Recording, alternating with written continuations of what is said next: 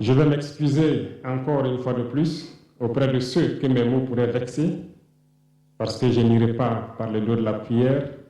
Nous allons nous attaquer encore aux mots qui minent l'Afrique. Nous nous sommes évertués également à faire la chasse aux loups pour essayer d'utiliser leur peau pour faire des manteaux pour nous protéger du froid de l'hiver. Nous nous sommes évertués à construire des montagnes, des grandes montagnes pour briser le vent de l'hiver qui devrait s'abattre sur nos communautés.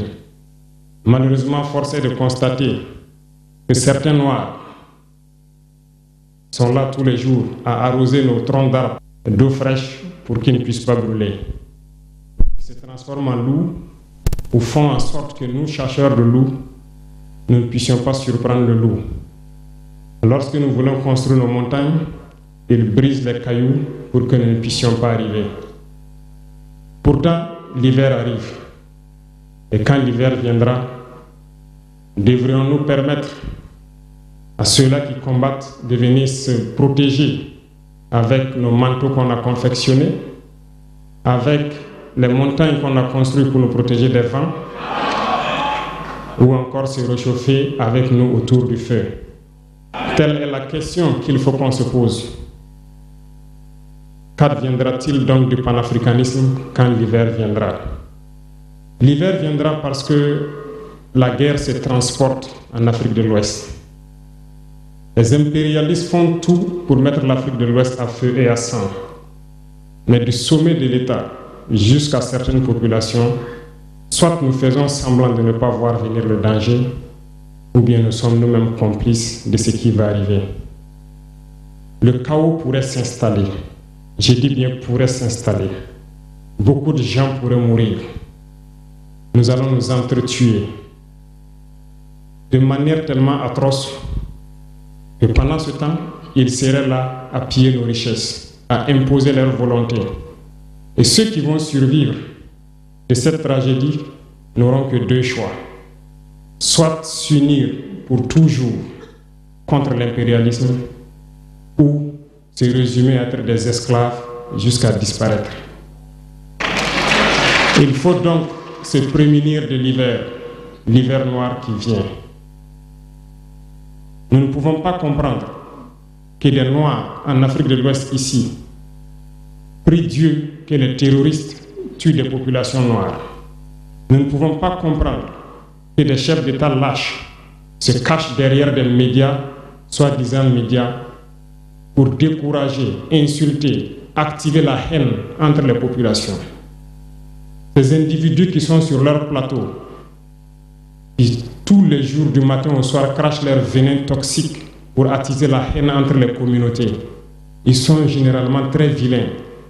Avec leur gueule de musaraigne, ils ne savent que faire cela. Regardez-les bien. Ils sont là avec des yeux de drosophiles sauvages. Tous les jours, c'est cracher du venin. Ils cherchent à diviser les communautés. Sur les réseaux sociaux, ils sont là et ils sont nombreux. Pourquoi est-ce que nous, Noirs, cherchons à cultiver la haine entre nous? Et par hypocrisie, on se dit frère. Il faut que nous puissions nous dire la vérité de manière très crue, quitte à ce que ça vexe, on va s'excuser, mais il faut que nous nous réveillons. Pourquoi est-ce que le noir est comme ça? Pourquoi est-ce que nous ne pouvons pas voir le danger venir, nous unir et nous prémunir?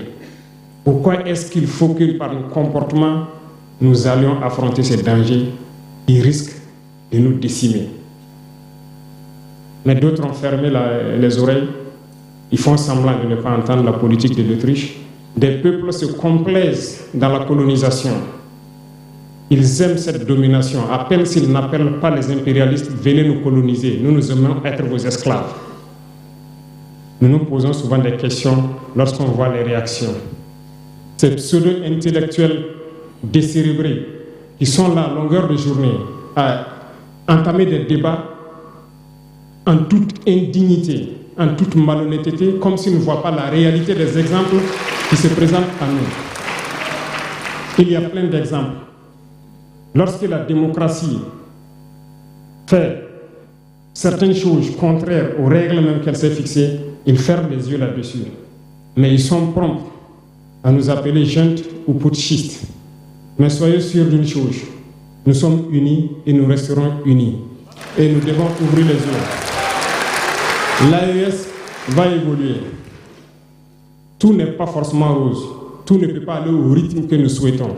Mais nous avançons sereinement et nous allons arriver à notre objectif. Et quand viendra l'hiver,